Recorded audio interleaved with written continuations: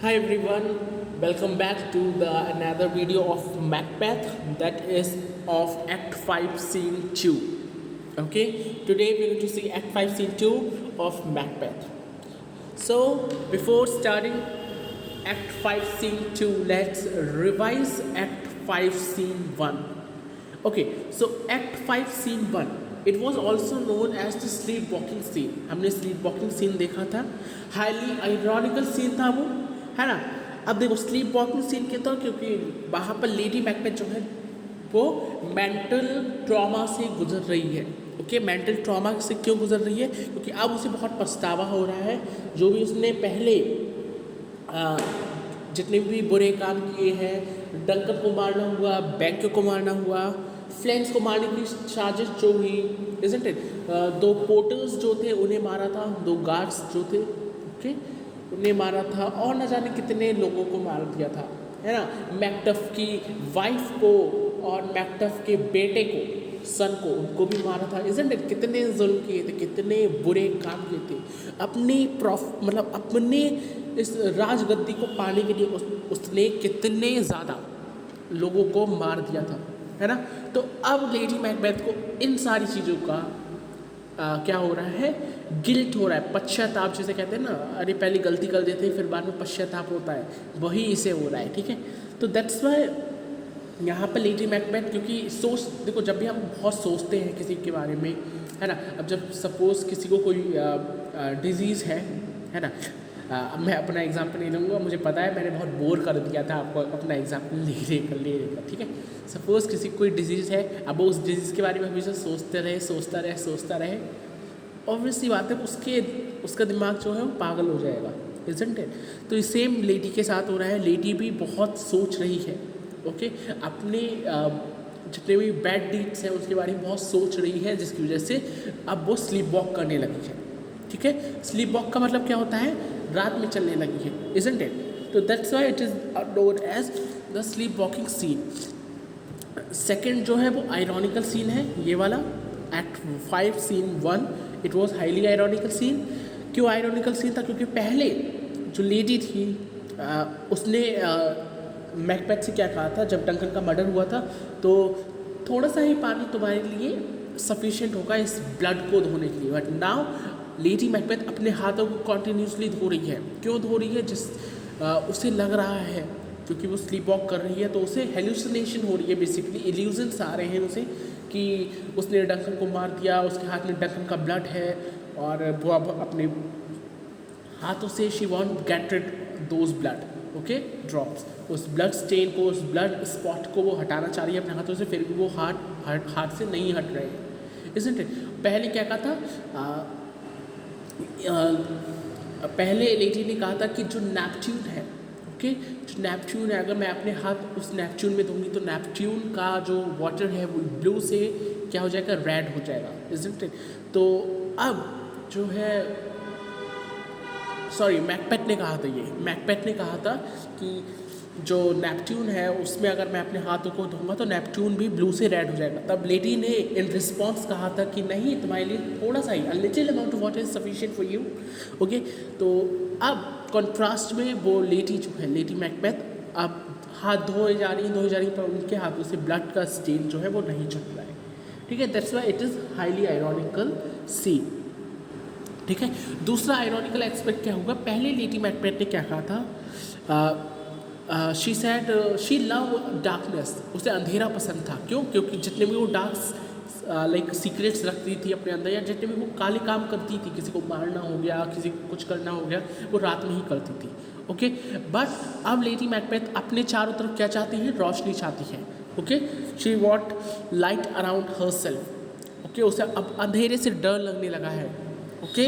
उसे रात से, अंधेरे से, नाइट से डर लगने लगा है। तो लेडी अब क्या चाहती है, अपने चारों तरफ रोशनी चाहती है, ठीक है। तो यहाँ पर एक्ट 5 सीन 1 में हमने डॉक्टर और एक जेंटलवुमन, ओके, जेंटलवुमन कौन है, जो लेडी मैकबेथ का ध्यान रखती है। She is the caretaker of lady Macbeth. Gentlewoman के बारे में अगर आपको लिखने को आ जाए तो she is the caretaker of lady, ठीक है। लेडी मैकबेथ की कौन है? केयर टेकर है, जेंटलवुमन, ठीक है। तो जेंटलवुमन जो है और डॉक्टर दोनों बात कर रहे होते हैं।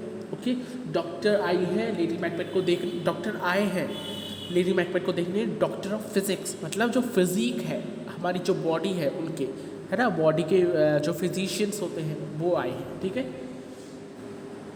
सो वो देखते हैं, लाइक साइकियाट्रिस्ट आए हैं, वो देखते हैं और वो कहते हैं कि अभी तक मुझे तो कोई वो दिखा नहीं है एविडेंस, मतलब मुझे तो कोई लक्षण या सिम्टम दिखा नहीं है कि लेडी मैकबेथ को नाइट वॉक करती हैं। ओके, मतलब जैसे तुमने बताया जेंटलवुमन, मुझे तो कोई अच्छा वो दिखा नहीं है, इस तरीके से बातें होती हैं, है ना।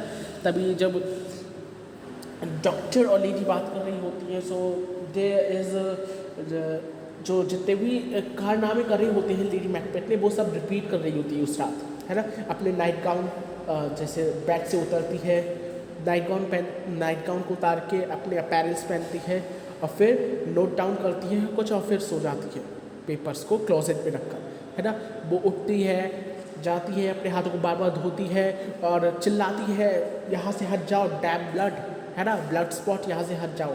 तो ये सब सुनकर जेंटलवुमन और डॉक्टर को पूरा पता चल जाता है कि डंकन के मर्डर के पीछे, बैक्यो के मर्डर के पीछे और मैकडफ के मर्डर के पीछे कौन था, किसका हाथ था? मैकबेथ और लेडी मैकबेथ का। ये सब डॉक्टर और जेंटलवुमन मतलब इन दोनों को पता चल जाता है। और अगर हम लास्ट स्पीच की बात करें इस सीन की, तो डॉक्टर कहती है कि यहाँ पर मतलब बहुत ईविल र्यूमर्स फैल रहे हैं, ईविल र्यूमर्स चल रहे हैं, हर चीज़ अब नॉर्मल ट्रबल क्रिएट कर रही है। ओके, अब लेडी मैकबेथ का जो गिल्टी माइंड है, उसने वो जो उसका गिल्टी माइंड है वो अपने सारे सीक्रेट्स कहाँ ओपन कर रही है? एक नॉन लिविंग पिलो पर। ओके, अपने जितने भी सीक्रेट्स हैं वो किस पे सीक्रेट कर रही है? देखो, हम लोग जब भी कोई सीक्रेट ओपन करते हैं, डिस्क्लोज करते हैं, है ना, या अगर सपोज़ आपने देखा होगा आपकी बहन होंगी अगर, तो उन्हें मार देते हैं हम लोग कभी कभी, तो वो लोग सीधे जाती हैं और अपने तकिए पर ले जाती हैं और रोने लगती हैं, बोलने लगती हैं, है ना। तो वो सारी चीज़ें किससे बातें कर रही हैं? तकियों से बातें कर रही हैं, कहते हैं, है ना। तो यही सेम लेडी क्या कर रही है, लेडी भी तकियों से बात कर रही है। डॉक्टर कहते हैं एक डॉक्टर से ज़्यादा, एक साइकियाट्रिस्ट से ज़्यादा उसे किसकी ज़रूरत है? गॉड की ज़रूरत है। अब गॉड ही लेडी मैकबेथ को बचा सकते हैं। ओके, क्योंकि डॉक्टर का दिमाग काम करना तो बंद कर चुका है, उसे समझ ही नहीं आ रहा है कि इसे क्या बीमारी है। ओके, उसकी डॉक्टर कहता है कि मेरी आंखें अमेज्ड हो चुकी हैं और मेरा माइंड पूरी तरीके से स्टन्ड हो चुका है, मुझे नहीं पता, मेरे थॉट्स जो है उसमें इतनी हिम्मत नहीं है कि मैं इनको सही कर सकूं। ओके, और यहीं पर जेंटलवुमन और डॉक्टर की कॉन्वर्जेशन जो है वो ख़त्म हो जाती है। जेंटलवुमन गुड बाय कह देती है और सोने चले जाते हैं डॉक्टर। ओके, तो ये पूरा बहुत छोटा सा मैंने आपको क्रिस्प मैनर बताया है। अगर आप पूरी वीडियो देखनी है एक्ट 5 सीन 1 की, आप जाकर मेरे चैनल पर देख सकते हैं। मैंने बहुत अच्छी तरीके से, बहुत डिटेल मैनर में आपको बताया है। ओके, वो कम से कम 1 घंटे में ख़त्म होने वाली वीडियो है, इवन 45 मिनट्स की वीडियो है, बट मैंने उसमें एक्स्ट्रा टाइम लिया है। 1 आवर एंड 10 मिनट्स की पूरी वीडियो है, उसमें मैंने बहुत डिटेल में आपको समझाया। If you watch you could visit that if you did not watch that video. Okay, and so let's start with our act 5 scene 2। अब एक्ट 5 सीन 2 बहुत छोटा तो नहीं कहेंगे, मतलब हाँ छोटा सा सीन है। ओके, और ये सीन फोकस करता है मिलिट्री प्रिपरेशन पर। अब क्या होने वाला है? युद्ध होने वाला है, वॉर होने वाली है, मैकबेथ मारा जाएगा। मैकबेथ का ये कहते हैं ना लास्ट टाइम चल रहा है, क्योंकि तो ये लास्ट फेज चल रहा है मैकबेथ का। मैकबेथ अब मरने वाला है और देखिए आगे चलकर लेडी मैकबेथ का क्या होता है वो भी मैं आपको बता देता हूँ कि मैकबेथ तो मारा जाएगा किसके थ्रू? मैकडफ के through.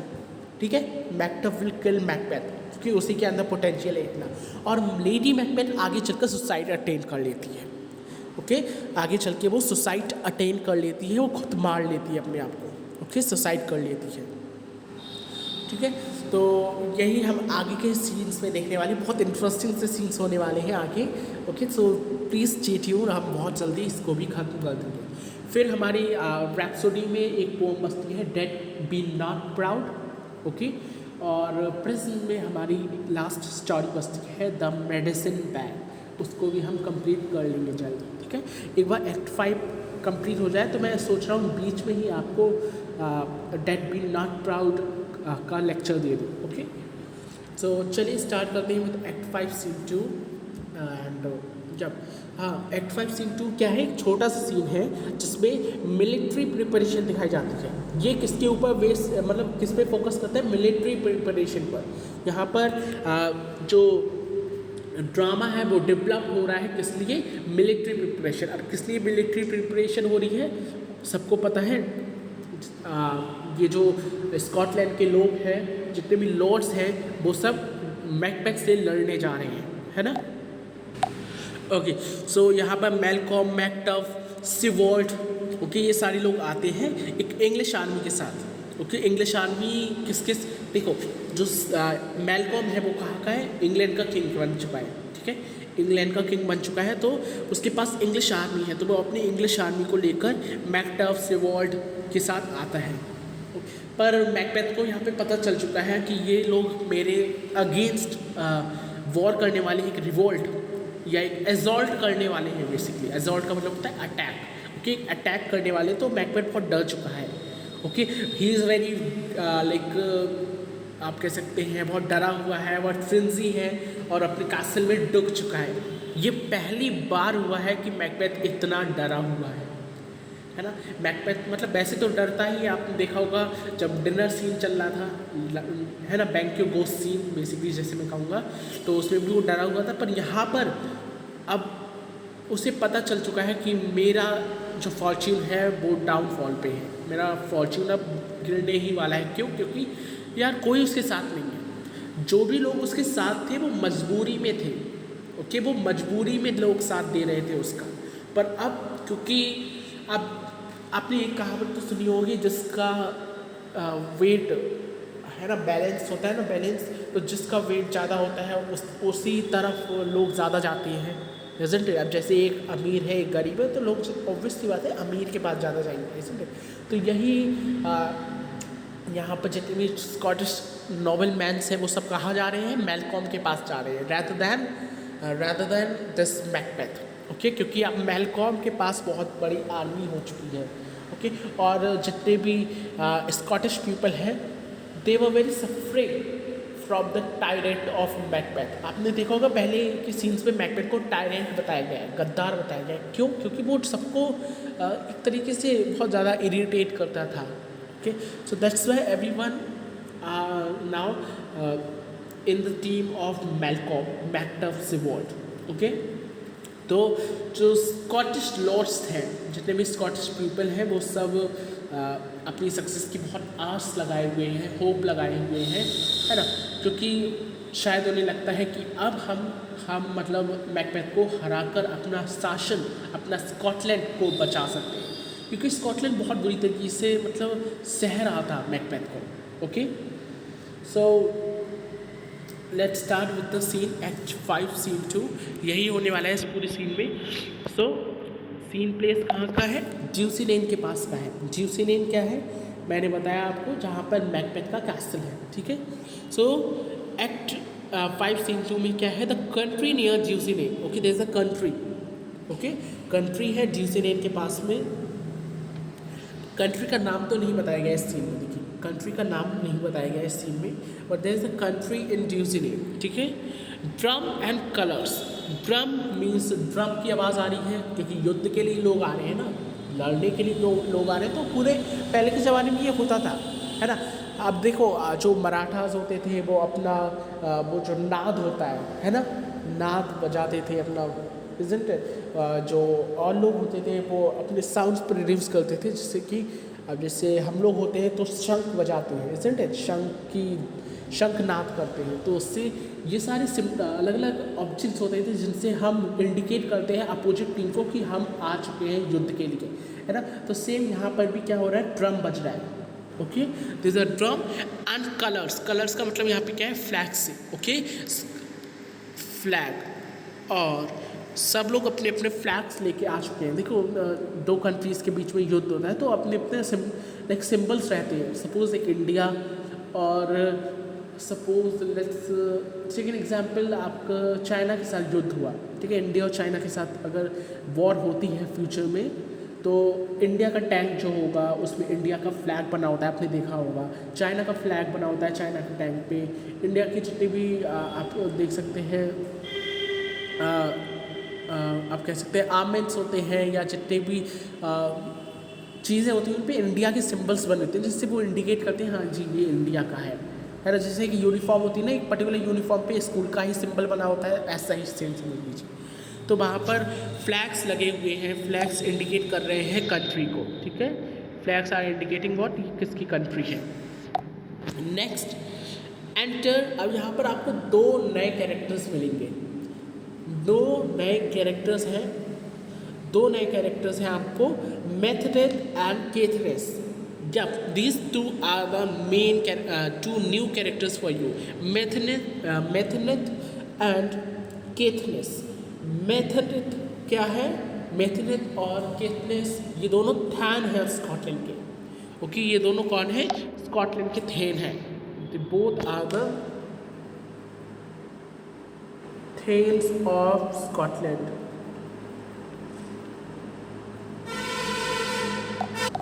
Menteith and Caithness Menteith and Caithness दोनों थेन है स्कॉटलैंड के, ठीक है। एंगस को आप जानते ही हैं, he is also thane of Scotland. Lennox भी आपका कौन है? थेन ऑफ स्कॉटलैंड है। एंड सोल्जर्स, और बहुत सारे सोल्जर्स आ जाते हैं। तो दो नए कैरेक्टर्स हैं, आपको याद रखने हैं, Menteith and Caithness. Okay, Menteith and Caithness ये दोनों कौन है? The thanes of Scotland. तो मेंथियथ की स्पीच क्या कह रही है? Let's start with the drama. Menteith says, "The England power is near, led on by Malcolm, his uncle Siward, and the good Macduff. Revenge is won in them for their dear cousins. Would to the bleeding and the grim alarm excite the mortified man." मतलब जो मेंथियथ है वो बहुत गुस्से में है, he is in great rage, और कहता है कि जो इंग्लैंड आर्मी है, इंग्लिश पार का मतलब है आर्मी, जो इंग्लिश आर्मी है वो पास में है, वो आ चुकी है। मतलब जो मैल्कॉम है वो इंग्लैंड की आर्मीज़ को ले आया है, ओके, वो पहुंचने ही वाली है। जो कि किसके थ्रू लीड कर ली जा रही है, मतलब कौन है उसका आप कह सकते हैं निर्देश कर रहा है, निर्देश है ना, जो लोग लाइक बताते हैं कि जैसे सेनापति होते हैं ना, बिल्कुल सेम सेनापति की तरह, ठीक है। जो सेनापति होते हैं वो बताते हैं, निर्देश देते हैं कि आपको यहाँ जाना है, आपको वहाँ जाना है, वहाँ से युद्ध लड़ना है ना। तो यही सेम जो मैल्कॉम है वो कर रहा है। मैल्कॉम जो है वो सिवॉल्ड के साथ, सिवॉल्ड जो है वो मैल्कॉम का अंकल है, ठीक है। Siward is the uncle of Malcolm, मतलब आप कह सकते हैं मैल्कॉम का अंकल है सिवॉल्ड, तो डंकन का भाई हुआ, इज इट। सिवॉल्ड जो है वो डंकन का कौन है? कजिन है। तो मैल्कॉम और उसके अंकल सिवॉल्ड, मैकडफ, ये सारे लोग गुस्से से आ रहे हैं और इनके अंदर रिवेंज, ओके, रिवेंज मतलब बदले की आग धधक रही है, इनके अंदर बदले की आग जो है वो जल रही है। फॉर देयर डेयर कॉजेस, मतलब इनके जो बदले की आग है, इसे कहना चाह रहे हैं कि ये सब लोग युद्ध करने आ रहे हैं और इनके अंदर इतना गुस्सा भरा हुआ है, बहुत इनके अंदर बदले की आग है। और अगर बदले की आग का रीज़न, मतलब ऑब्वियसली किसी न किसी चीज़ का रीज़न होता है, अभी युद्ध हो रहा है, इसका भी रीज़न है। मैकबेथ ने इतना जुल्म किया है स्कॉटलैंड पे, डंगन को मार दिया और कितने सारे लोगों को मार दिया, तो देयर इज अ रीज़न, है ना, युद्ध का रीज़न है, ऐसा ही थोड़ी कोई चल देगा। तो इसलिए यहाँ पे कहना चाह रहे हैं कि जो रीज़न है for their dear causes, causes का मतलब है इनका जो रीज़न है, वो to the bleeding and the grim alarm inside the mortified man, मतलब कहना चाह रहा है कि अगर आप इनका रिवेंज का रीज़न जो है वो सुन लोगे तो इसका रीज़न सुनकर जो डेड पीपल है, जो डेड बॉडी है, जो बरीड है, जो गड़ी हुई है गड्ढों में, वो तक अगर इनका रीज़न सुन ले, इनकी लड़ाई का रीज़न, इनके रिवेंज का रीज़न, तो वो उठकर हमारे साथ ज्वाइन कर ले हमारी मिलिट्री को। मतलब कहना चाह रहे हैं कि अगर कोई हमारे रीज़न को समझे, हम क्यों युद्ध लड़ रहे हैं मैकबेथ से, अगर किसी ने अगर किसी को हमारा रीज़न पता चला कि ये रीज़न है इसकी वजह से युद्ध हो रहा है, तो जो मुर्दा है वो भी जगकर अपनी कब्र से खड़े हो जाए और हमारे साथ ज्वाइन कर ले मैकबेथ को मारने के लिए। मतलब इतना बुरा रीज़न है। ओके, कहना चाह रहे हैं कि रीज़न जो है, अगर रीज़न सुन लोगे तो आपको भी गुस्से से भर देगा। ओके, एक मुर्दे तक को गुस्से से भर देगा और वो तक जिंदा हो जाएगा युद्ध करने के लिए। एक्साइट द मॉर्टिफाइड, मॉर्टिफाइड का मतलब होता है जो डेड पीपल है, जो डेड मैन है, ठीक है, जो डेड मैन है उन्हें तक एक्साइट कर देगा। एक्साइट मतलब राइज अप, उन्हें भी खड़ा कर देगा अपने ग्रेव से, अपने कब्र से, ठीक है। Then Angus said, near Birnam wood, shall we well meet them? That way are they coming? मतलब हम बिरनाम फॉरेस्ट में, बिरनाम फॉरेस्ट आपको मैंने पहले ही बताया है, there is a forest Birnam. Okay, Birnam एक जंगल है।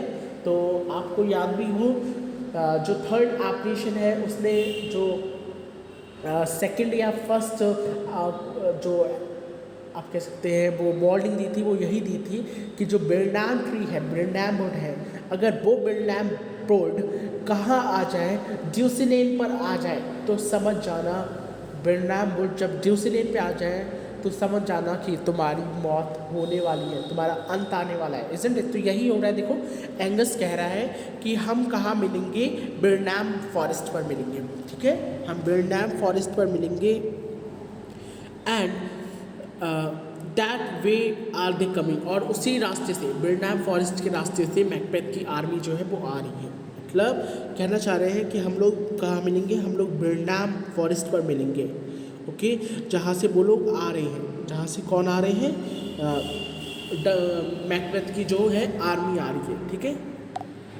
सो Caithness says, who knows if Donalbain be with his brother?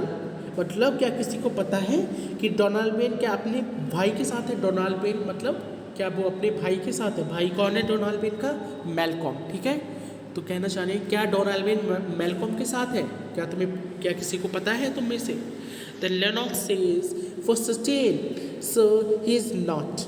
I have a file of all the gentry, there's a Seward son, and many unrough youths that even now protest their first of manhood. मतलब कि हाँ sir, ज़रूर वो नहीं होगा। मतलब Lennox कहते हैं कि मुझे पता है जो डोनाल्डबेन है वो अपने भाई के साथ नहीं है, वो मैल्कॉम के साथ नहीं है, क्योंकि मेरे पास सारी लिस्ट है। ओके, जितने भी जेंटलमैन इस वॉर में, इस रिवॉल्ट में अटैम्प्ट है, मतलब कहना चाह रहे हैं जितने भी जेंटलमैन, जितने भी लोग इस वॉर में हिस्सा ले रहे हैं, उन सब की मेरे पास एक लिस्ट है। तो उसमें सिवॉर्ड का नाम तो नहीं है। ओके, उसमें सॉरी इसका मैल्कॉम, डोनाल्डबेन का नाम तो नहीं है। ओके, क्योंकि मेरे पास जो लिस्ट है, फाइल का मतलब है लिस्ट, मेरे पास लिस्ट है ऑफ ऑल द जेंट्री मतलब जितने भी वॉरियर्स हैं, जितने भी जेंटलमैन हैं, ओके, उन सब की मेरे पास लिस्ट है। देयर इज सिवॉर्डसन, वहाँ पर सिवॉर्डसन है, मतलब उस युद्ध में कौन है, सिवॉर्ड का बेटा है। और बहुत सारे नए जवान लड़के हैं, बहुत सारे नए जवान लड़के हैं जिनकी अभी तक वियर्ड आई भी नहीं है, पर वो अपना मैनहुड दिखाने के लिए तैयार है बैटल में। मतलब कहना चाह रहे हैं कि मेरे पास जितनी भी लिस्ट है उसमें डोनाल्डबेन का नाम तो नहीं है, मतलब वो तो नहीं है इस युद्ध में, पर वहाँ पर और नए लड़के हैं और जवान लड़के हैं जो बहुत जवान हैं, बहुत छोटे हैं, जिनकी अभी तक दाढ़ी तक नहीं आई है, वियर्ड तक नहीं आई है, पर उनके अंदर बदला लेने की आग, बदला लेने का खून जो है वो उनके हाथों, मतलब वो युद्ध में अपना मैनहुड, अपना जो मैनहुड है, मर्दांगी, वो दिखाने के लिए तैयार है, ठीक है। तो मैकनेस कहता है व्हाट डज द टायरेंट, मतलब मैकबेथ क्या कर रहा है, वो टायरेंट मैकबेथ, वो गद्दार मैकबेथ क्या कर रहा है. Then Catherine says great Dulcinea, he strongly fortifies. Some says he is mad, other than lesser hate him, do call it valiant fury. But for certain he cannot buckle his distempered cause within the belt of rule. Now, जो केतनेस है वो कहता है उसने अपने आप को great ट्यूजडेर ही strongly fortified, मतलब उसने अपने आप को बहुत मजबूत डिफेंड कर लिया है, अपने आप को बहुत मजबूत आर्मी से अपने आप को बचा लिया है, चारों तरफ अपने आसपास उसने आर्मी से अपने आप को बचा लिया है. ओके. और कुछ लोग हैं वो कहते हैं वो पागल हो चुका है, जो कुछ लोग हैं वो कह रहे हैं कि मैकबेथ जो है वो पागल हो गया है, और जो लोग उसे कम पसंद करते हैं, मतलब कम हेट करते हैं, मतलब कहीं ना कहीं उसके मैकबेथ के लिए लोगों के मन में अगर जिसके लिए प्यार है, जो लोग कम पसंद करते हैं मैकबेथ को, वो लोग क्या कह रहे हैं कि वो एक नॉबल फ्यूरी है. नॉबल फ्यूरी का मतलब है वो ब्रेव तो है पर उसके अंदर क्या है, एंगर है, वो मतलब काफ़ी ब्रेव है और उसके अंदर एंगर है, इसलिए वो बाहर नहीं आ रहा है. समझ पा रहे. जो लोग उसे पसंद करते हैं थोड़ा बहुत, ओके, जो लोग उसे थोड़ा बहुत पसंद करते हैं स्कॉटलैंड के लोग अभी भी, है ना, होता नहीं है किसी न किसी गद्दार को कुछ ना कुछ लोग थोड़े क्या होते हैं विश्वासघाती लोग जो होते हैं, है ना, जो थोड़ा पसंद करते हैं हमारे दुश्मन को, हमारे अपोजिट मेंबर को. तो वही कुछ लोग स्कॉटलैंड के क्या कह रहे हैं कि ये एक क्या है, नॉबल फ्यूरी. नॉबल फ्यूरी का मतलब क्या हो गया, ही इज़ ब्रेव. वो ब्रेव तो है पर उसके अंदर गुस्सा भरी हुई है. ओके. उसके अंदर जो है वो गुस्सा भरी हुई है. Do call it valiant fury. Valiant means brave and fury means गुस्सा. Okay. But for certain he cannot buckle his distempered cause within the belt of rule. बट एक चीज़ तो सर्टेन है कि वो अपना जो कंट्रोल है, वो अपने गुस्सा जो है वो कंट्रोल तो नहीं कर सकता. ओके. एक चीज़ तो सर्टेन है कि वो अपना गुस्सा कंट्रोल नहीं कर सकता. कहना चाह रहे हैं कि कुछ लोग जो उसे कम पसंद करते हैं, ओके, वो लोग ज़्यादा, कुछ लोग जो उसे पसंद करते हैं उसने वो लोग मैकबेथ को कह रहे हैं he is in a like आप कह सकते हैं वैलियंट फ्यूरी. ओके. उसने मैकबेथ को क्या कहा है, वैलियंट फ्यूरी, मतलब वो बहुत वैलियंट है, बहुत ब्रेव है, पर वो अभी गुस्से में है, इसलिए वो बाहर नहीं आ पा रहा है, इसलिए उसने अपने आप को डिफेंड कर लिया है काफ़ी सोल्जर्स से.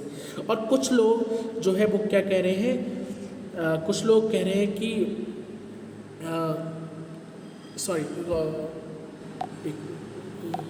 बट एक चीज़ तो सर्टेन है, एक चीज़ तो मतलब पूरी सर्टेन है कि वो अपने गुस्से को अपने एंगर को कंट्रोल नहीं कर सकता. ठीक है.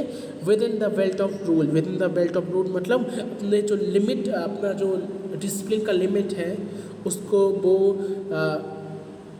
ख़राब तो नहीं कर सकता. ओके. मतलब अपने एंगर पर कंट्रोल तो वो नहीं कर सकता. एक चीज़ तो ये पूरी सर्टेन है. Then Angus says, no, now does he feel his secret murder sinking on his hands. Now minutely revolves upbraid his faith reach.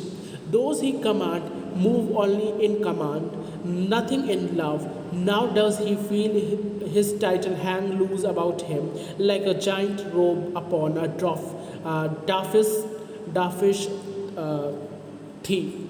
So here Angus जो है वो क्या कह रहा है that अब मैकबेथ को अपने जितने भी उसने सीक्रेट मर्डर्स किए हैं, मतलब जितने भी उसने अभी तक जितने भी सीक्रेट मर्डर्स किए हैं, उन सब सीक्रेट मर्डर्स का ब्लड जो है अब मैकबेथ को अपने हाथों पे लग रहा होगा. मतलब कहना चाह रहे हैं कि मैकबेथ को जितने भी सीक्रेट मर्डर्स किए, चाहे वो डंकन का हुआ, बैक्यो का हुआ, है ना, या किसी का भी हुआ, जितने भी उसने सीक्रेट मर्डर्स किए हैं उसका ब्लड अब उन एनिमीज़ का ब्लड मैकबेथ के हाथों में अब क्लिंक है. क्लिंक का मतलब चिपका हुआ है.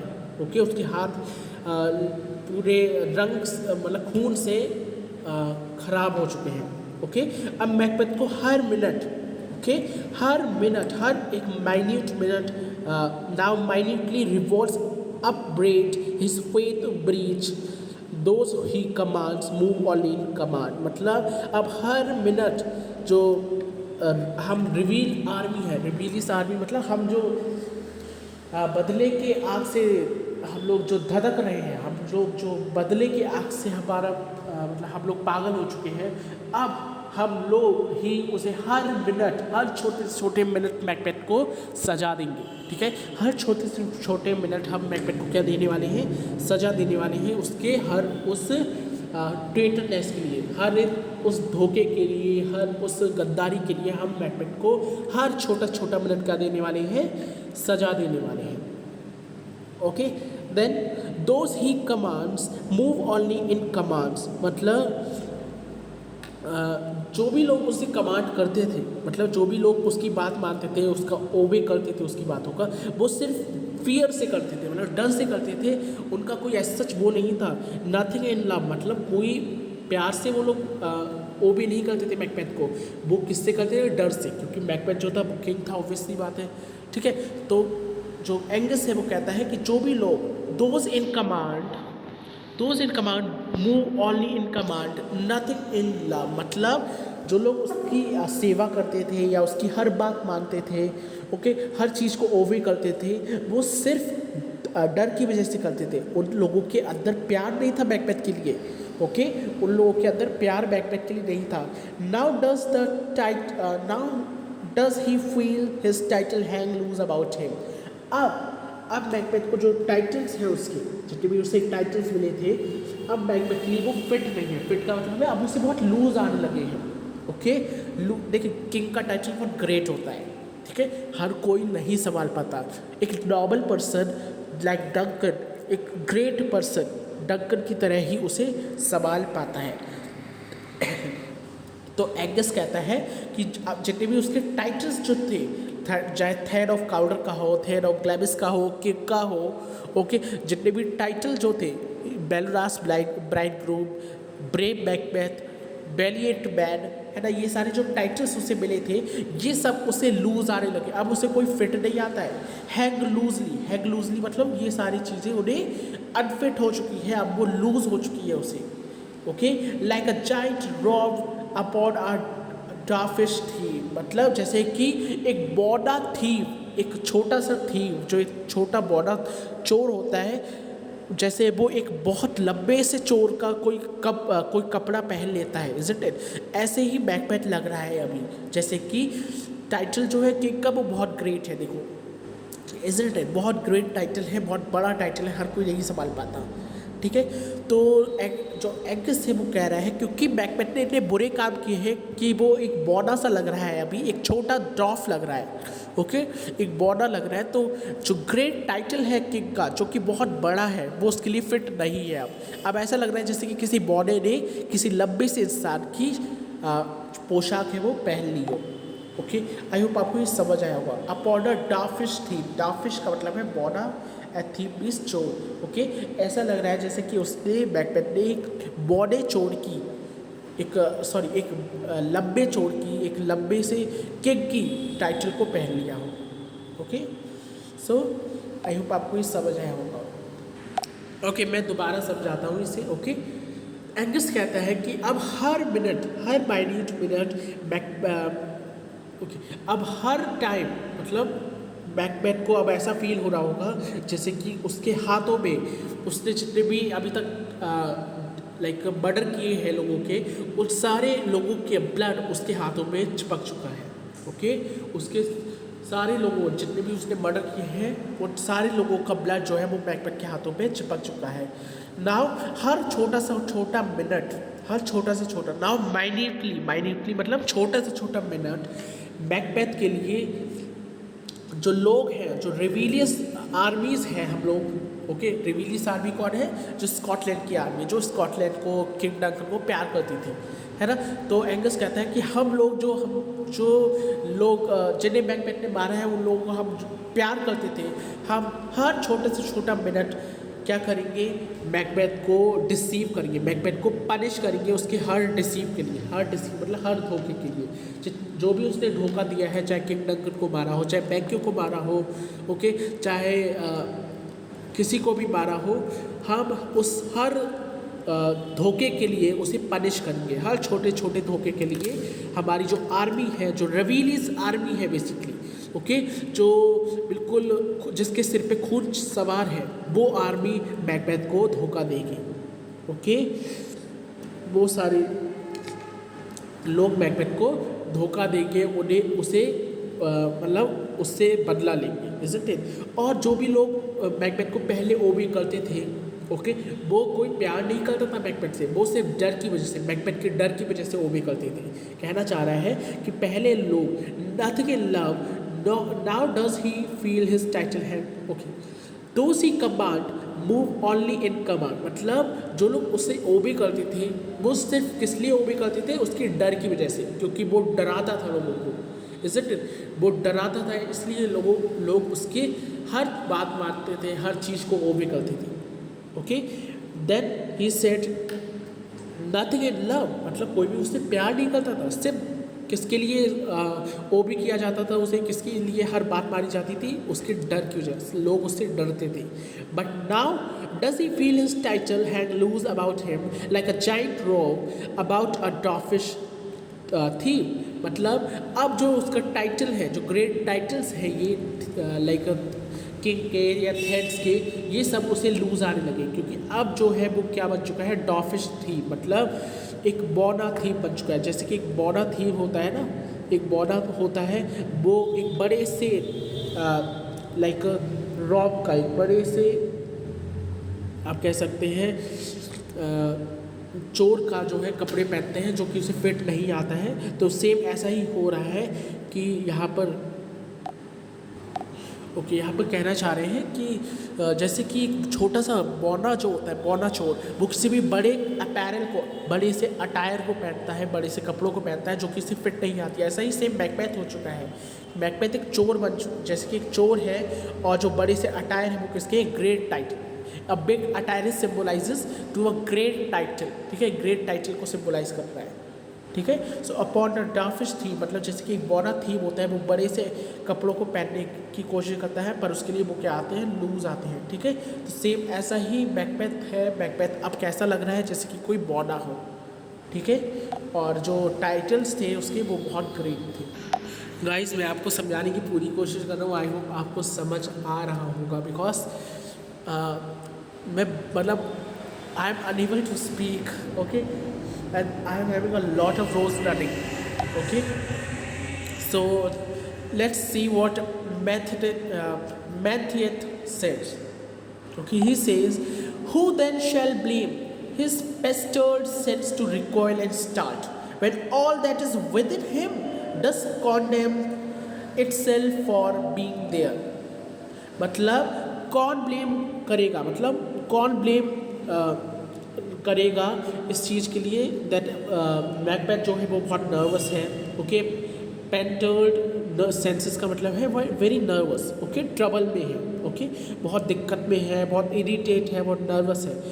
कौन इसके लिए ब्लेम करेगा, मतलब कहते नहीं है दैट मैकबेथ अभी बहुत नर्वस है, तो मैथ्यूड कह रहा है कि कौन इस चीज़ के लिए ब्लेम करेगा। Who shall took the blame, कौन ब्लेम लेगा इस चीज़ का अपने ऊपर। Okay, he pestered senses to recoil and start, क्योंकि उसके जो सेंसेस हैं, उसका जितने भी मतलब जो नर्वस है, इरिटेट है, वो सारे किस में है, ट्रबल में है। Okay, then when all this is within him does condemn itself for being there, मतलब जबकि सारी चीज़ें जो उसकी जितने भी इरिटेशन का जितना भी रीज़न है वो सब उसके अंदर ही है। ओके, तो कौन ब्लेम करेगा मैकबेथ को इस चीज़ के लिए, कहना चाह रहे हैं जब उसके अंदर सोल, इंटरनल सोल ही उसे ब्लेम कर रही है। जितना भी उसने डीड किया है, जितने भी उसने बुरे काम किए हैं उसके लिए, वो उसकी इंटरनल जो सोल है, अंदर की आत्मा ही उसका साथ नहीं दे रही है। तो मैकबेथ अब किसे ब्लेम करेगा, ओके, जब उसकी अंदर की सोल ही उसका ब्लेम नहीं ले रही है ना। जैसे कि आपने कुछ बुरा काम किया तो आपकी जो अंदर की आत्मा है वो कहते नहीं मेरी आत्मा ने मेरा साथ नहीं दिया ये काम करने के लिए, कहते हैं ना। तो यही सेम मेथड कह रहे हैं दैट अब किस पर ब्लेम डालेगा मैकबेथ, जब उसके अंदर की आत्मा ही उसको साथ नहीं दे रही है, उसके अंदर की आत्मा ही मना कर रही है उसके सारे काले काम के लिए। मतलब कहना चाह रहे हैं कि उसकी आत्मा ने ही उसका साथ छोड़ दिया, वो तक मना कर रही है कि मैंने जितना भी काला काम किया है वो मैंने नहीं किया है, इसी ने किया है। तो अब मैकबेथ किस पर ब्लेम डालेगा, अपने इस चीज़ पर।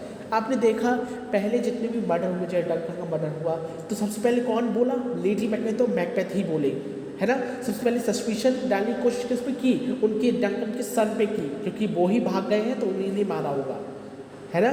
तो जितने भी जो काम होते थे, जितना भी वो लोग काम कर देते थे, जितने भी लोगों को मार देते थे, कुछ भी कर देते थे, तो वो ब्लेम किस पे लगा देते थे, दूसरे लोगों पर। ये चीज़ आपने देखी होगी पहले के सीन्स में, है ना। मैकबेथ और लेडी मैकबेथ सारा ब्लेम किस पे लगा देते थे, दूसरे लोगों पर, इजंट इट। सो अब ये जो मैथडेट है ये कह रहा है दैट अब मैकबेथ किस पर ब्लेम लगाएगा, जब उसके इंटरनल सोल ने ही उसका साथ देना छोड़ दिया। ओके, अब वो किस पर अपना लाइक ब्लेम लगाएगा, जो भी उसने काम किया है। Okay, then Caithness says, well, March we ought to give evidence when this is truly old. मतलब लेट्स मार्च का मतलब होता है जैसे हम लोग मार्च निकालते हैं, जुलूस जिसे कहते हैं हिंदी में, है ना। तो he is saying, well, March we on the to give evidence where this is truly old. Meet we the medicine of the sickly wheel, and with him pour we in our country's purse each drop of us. मतलब will march we on to give obedience which is where it is truly own। मतलब ये जो obedience है, obedience का मतलब है जिस पर ये जो लॉयल्टी है, कि ये जो लॉयल्टी है जिस पर अच्छी लगती है हम उसी को ओ करेंगे। किस पर अच्छी लग रही है लॉयल्टी, मतलब कहना चाह रहे हैं जो हकदार है स्कॉटलैंड के किंग बनने का, हम उसी को ये किंगशिप का टाइटल देंगे मैकबेथ के बाद। कौन हकदार है, ऑब्वियसली डंकन के बेटे। ओके, मैलकॉम तो देखो बन गया, अब कौन बचा है, डोनाल्ड वेन। तो डोनाल्ड वेन को, ठीक है, तो कहना चाह रहे हैं केथनेस दैट अब जो हकदार है लॉयल्टी का, ओके, जो हकदार है इस ट्रूशिप का, इस ऑनरेबल किंग टाइटल का, हम उसी को ये टाइटल देंगे, जो कि कौन है, डंकन का बेटा। Okay, the son of Duncan. Then meet we the medicine of the sickly weal, and with them pour we in our country purge each drop of us. मतलब हम मैलकॉम से मिलने जा रहे हैं। ओके, हम मैलकॉम से मिलने जा रहे हैं जो कि इस कंट्री को, जो ये बीमार हो चुकी है, सिकिन कंट्री स्कॉटलैंड को ही सही कर सकते। मतलब कहना चाह रहे हैं मैलकॉम ही एक ऐसी दवा है जो सिक कंट्री को सही कर सकती है। सिक कंट्री कौन है, स्कॉटलैंड। क्यों सिक है, क्योंकि this country is suffering from a tyrant king Macbeth, isn't it? This way it is a sick country. तो केथनेस कह रहे हैं कि अब हम अपने ट्रू टाइटल को, ट्रू किंग को बुलाने ले जा रहे हैं, दैट इज हु, मैलकॉम। अब वही इस सिक कंट्री को, इस सिक स्कॉटलैंड को सही करेंगे। Okay, and will him pour we in our countries purge each drop of us. And उनके साथ हम अपने अगर हमें अपनी कंट्री को, जैसे कहना चाह रहे हैं, अगर हमें अपनी कंट्री को पर्स का मतलब होता है सही करने के लिए। ओके, अगर हमें अपनी कंट्री को प्योर करने के लिए अगर हमें अपना ब्लड भी शेड करना पड़े, अपना ब्लड भी देना पड़े, तो हम एक ड्रॉप अपनी ब्लड की दे देंगे। मतलब कहना चाह रहे हैं अगर हमें युद्ध करना पड़े, जैसे क्योंकि वो वॉर के लिए जा रहे हैं मैकबेथ से, तो केथनेस कह रहा है कि अगर हम अपने इस वॉर में अगर हमारा खून भी बह जाए तब भी हम उस खून को बहा देंगे, क्योंकि हमें अपना ट्रू किंग चाहिए। ओके, मैं दोबारा समझा रहा हूँ। केथनेस कहता है कि अब ये जो टाइटल है, ये जो ट्रू टाइटल है, ये उसी पे जाना चाहिए जो उसका हकदार है, जो कौन है, मैलकॉम। ओके, अब हमें इस सिक कंट्री को, जो कि मैकबेथ के टायरेंट से जूझ रही है, इस सिक कंट्री को हील करने के लिए हमें मेडिसिन लानी होगी। वो मेडिसिन कौन है, मैलकॉम। ओके, अब हमें मैलकॉम को लाना होगा, and with him pour we in our countries purge each drop of us. और अगर हमें मेलकॉम को मतलब किंग बनाने के लिए, अपनी कंट्री को सही करने के लिए, अपनी कंट्री को इस टायरेंट से बचाने के लिए अगर हमें एक एक खून का कतरा भी देना पड़े, अगर हम मरना भी पड़े तो हम मर देंगे। कि अगर हमें अपने नेशन को हील करने के लिए, अपनी कंट्री को हील करने के लिए अपनी ब्लड की एक बूंद तक देनी पड़े तो हम वो देने के लिए तैयार हैं। ठीक है।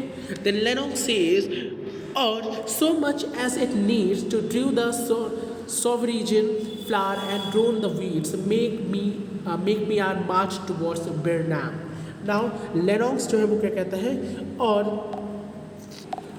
as much as we need, okay हमें मतलब जितनी ज़रूरत होगी, as और so many और as much as we need to do the sovereign flower। Dew means to water, मतलब अगर हमें अपने किंग के फ्लावर को फ्लरिश करने के लिए, अपने किंग के फ्लावर को उगाने के लिए जितना भी वाटर यहाँ पे कहना चाह रहे हैं, जितना भी ब्लड देना पड़े हम दे देंगे। जितनी भी ज़रूरत हो ब्लड की, अगर हमें किंग के टाइटल को अपने एक अच्छा टाइटल बनाना है, मतलब अगर हमें जो सॉवरीजन फ्लावर का मतलब यहाँ पे किंग से, ओके ध्यान से समझेंगे। And drew means water, to give water, मतलब कहना चाह रहे हैं अगर हमें वाटर देने के लिए, अगर हमें किंग के टाइटल का जो फ्लावर है उसको फ्लरिश करने के लिए हमें जितना वाटर देना पड़े हम देंगे। एंड ड्रोन द वीड्स, और हमें वीड्स कहते हैं जो अनवांटेड प्लांट्स होते हैं जिन्हें हमें नहीं चाहिए। तो यहाँ पे वीड्स कौन है? वीड है मैकबेथ। ठीक है, यहाँ पे वीड मैकबेथ से कहा जा रहा है। ओके, और सॉवरीजन फ्लावर किंग से कहा जा रहा है। किंग कौन है? मेलकॉम। ठीक है, तो कहना चाह रहे हैं कि अगर हमें अपने किंग को लाने के लिए जितना खून बहाना पड़े हम बहा देंगे, और अगर हमें अपने अनवांटेड वीड, मतलब अगर हमें मैकबेथ को डुबाना पड़े उस खून में, तो हम डुबाने के लिए तैयार हैं। Okay, then make we our march towards Birnam, मतलब चलो हम बिरनैम फॉरेस्ट पर चलते हैं, अपनी मार्च को बिरनैम फॉरेस्ट पर लगाते हैं। मतलब चलो बिरनैम फॉरेस्ट की तरफ जहाँ पे वो गद्दार बैठा हुआ है डुबकर, चलो हम उधर मार्च लगाते हैं। मार्च का मतलब है चलो हम उधर चलते हैं और युद्ध करने चलते हैं। ओके, युद्ध करते हैं। तो अब ये सारे लोग, लेनॉक्स, केथनेस, मेथनेट, ये सारे लोग जा रहे हैं युद्ध करने मैकबेथ से। अब next what will happen that we are going to see in the next scene. Okay, so time to say good bye. I hope आपको इस सीन जो है वो समझ आया होगा। अभी मुझे समझाने में थोड़ी प्रॉब्लम इसलिए हो रही है क्योंकि मेरा जो गला है, दैट इज़ जो नोज़ है, it is all blocked, the throat is blocked. Okay, that's why मुझे बहुत ज़्यादा एनर्जी की ज़रूरत पड़ रही है आपको समझाने के लिए। So that's it guys. If you love this session, then don't forget to give this video a thumbs up, subscribe the channel, press the bell icon भाई। So इसके साथ हम चलते हैं, फिर Act 5 Scene 3 लाएंगे एंड धीरे धीरे करके हम 9 सीन्स, क्योंकि इसमें टोटल 9 सीन्स हैं, थोड़ा बड़ा सीन एक्ट है ये। ओके, बस सीन्स छोटे छोटे हैं, तो जल्दी से हम मैकबेथ को खत्म कर अपने नेक्स्ट लिटरेचर की लेक्चर्स को देखते हैं। That's it guys, bye everyone।